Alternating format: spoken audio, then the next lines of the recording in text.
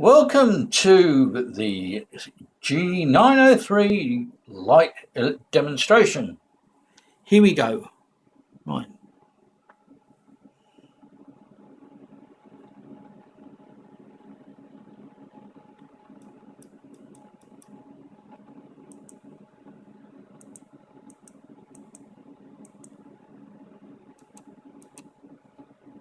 Okay.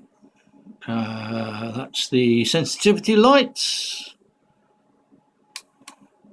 That's that. That's the wheel. The wheel's loose and spinning backwards and forwards, and the mouse is going ballistic on the screen likewise. Click the mouse button again, and it's the ratchet's working on the mouse.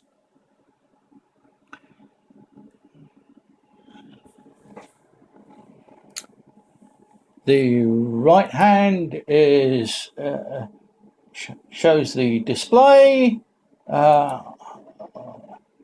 shows the menu on the screen.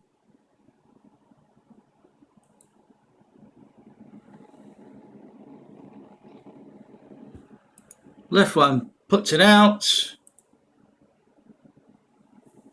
and the